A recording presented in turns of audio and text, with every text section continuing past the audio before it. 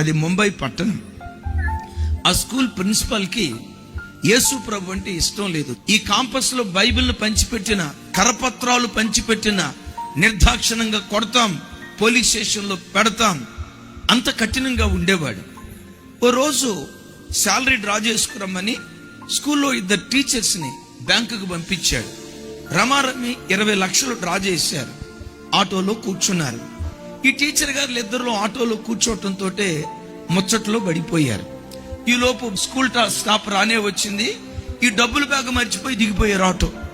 Auto డ్రైవర్కి bag పెట్టారన్న సంగతి తెలియదు. ఆయన ఇంటికి వెళ్ళిపోయాడు. వీళ్ళు గేట్ లోపలికి వెళ్ళి ప్రిన్సిపాల్ వచ్చి, అమ్మా శాలరీ తీసుకొచ్చారా అని లోపు వెంటనే వాళ్ళు తెల్లమొక్క వేసి, సార్ ఆటోలో మర్చిపోయాం సార్ అని అన్నారు.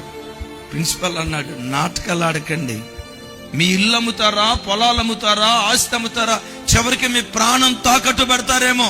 నా 20 లక్షల రూపాయలు తీసివ్వండి. ఈ లోపు ఆటో డ్రైవర్ ఇంటికి వెళ్ళాడు. ఆటో బ్యాక్ సైడ్కి వచ్చాడు. ఈ బ్యాగ్ కనపడింది. ఓపెన్ చేయటంతో డబ్బులు ఉన్నాయి. ఎక్కడిది బ్యాగు? అరే, ఆ టీచర్ గారు బ్యాగ్ ఎత్తుకొని ఆటో ఎక్కారు కదా, వాళ్ళు మర్చిపోయినట్టున్నారు.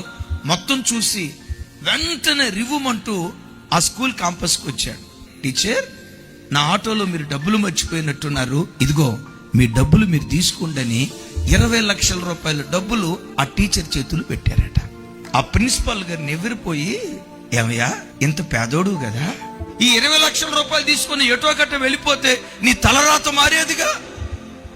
ఈ 20 లక్షల రూపాయలు తీసుకొని మరలా ఇక్కడికే రావటానికి కారణం ఏంటి? అప్పుడు ఆటో డ్రైవర్ చెప్తున్నాడట, ఒకప్పుడు నేను దొంగను సార్. ఈ ప్రాంతానికి వచ్చినప్పుడు ఎవరో క్రిస్టియన్ కరపత్రం ఒకటి ఇచ్చారు. దొంగలకు, వ్యభిచారులకు పరలోక రాజ్యం ఉండదు, వాళ్ళు నరకానికి గురైపోతారు అన్న వాక్యం ఆ కరపత్రం మీద చదివాను సార్.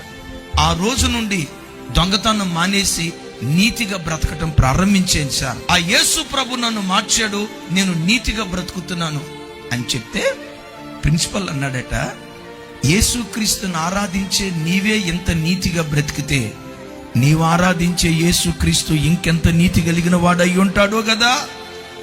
ఆటో డ్రైవర్ని చూసి ప్రిన్సిపల్ యేసుక్రీస్తును స్వరక్షకునిగా అంగీకరించి 2000 బైబిళ్ళు కొని ముంబై పట్టణం అంతా బైబిళ్ళు పంచిపెట్టాడట.